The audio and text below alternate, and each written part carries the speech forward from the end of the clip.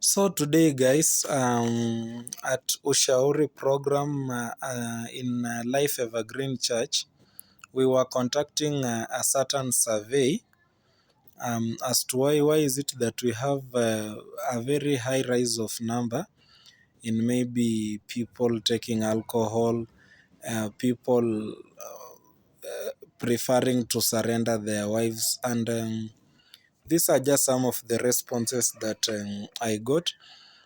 So subscribe to my channel for more as we share. Put this video in your favorites, you might refer to it later. So the first thing that I saw, why most people are single and prefer maybe being alone or going into drug abuse, we have this relationship issue.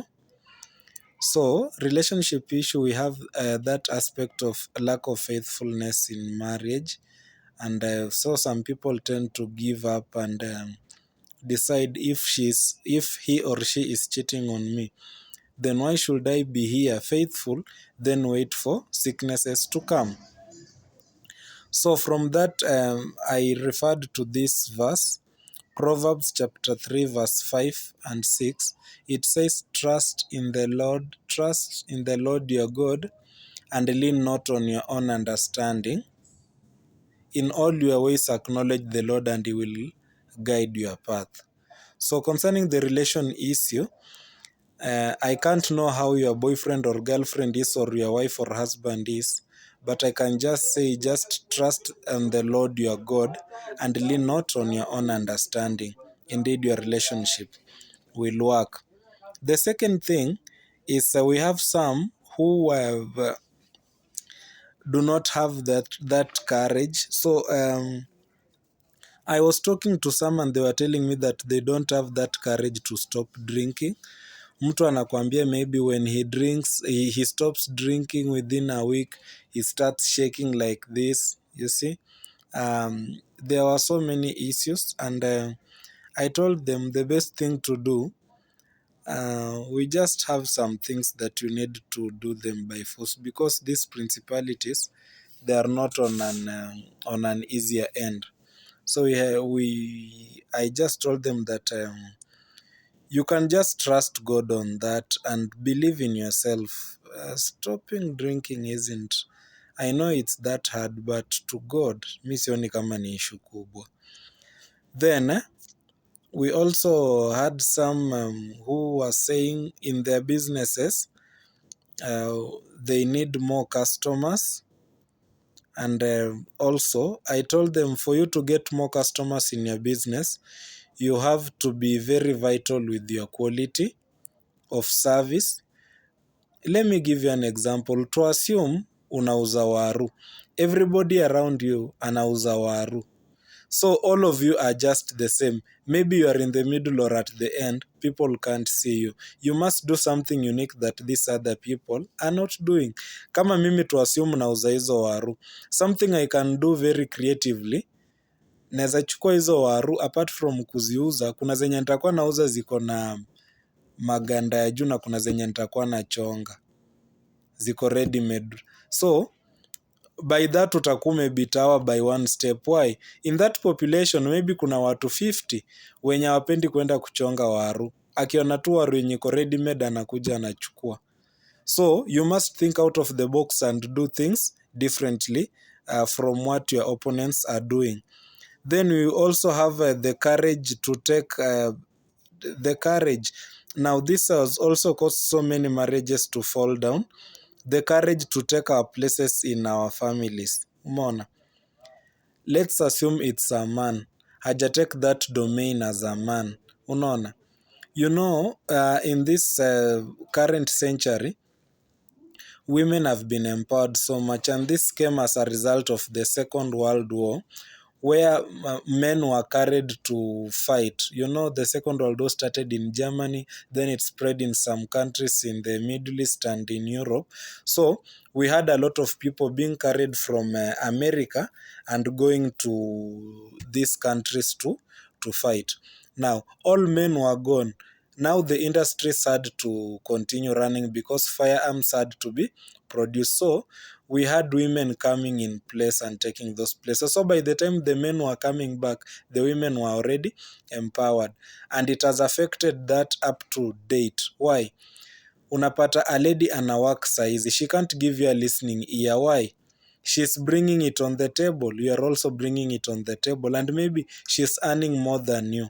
Now the man tends to fear, eh, when I tell her this, she won't pay the bills, she won't do that. You see, so that's what making these people to do that. Then we also have, by that I referred to the book of First Samuel chapter 2 verse 4. God has the ability to restore you. First Samuel 2:4 says, the bows of warriors are broken, but those who stumble are armed with strength. So I don't know whatever thing this person is going through, but whatever thing they are going through, God's strength is manifested in weakness. So God wants you to surrender and have that courage of taking this thing to the next level, and God will help you. Another thing, somebody told me that they are single because the courage to restart a relationship is gone, or reunion with the family is gone. So we have lack of trust in a relationship. And I always say this: the moment trust is broken in a relationship, even sorry can't do. You see, trust in a relationship ni kama kioo imepasuka. Yes, you can fix it, utaweka masole tape manini nini, but crack bado itakuwa hapo. That's why I always insist on, ladies and gentlemen, usishike simu ya bwana yako na pia usishike simu ya bibi yako. Why?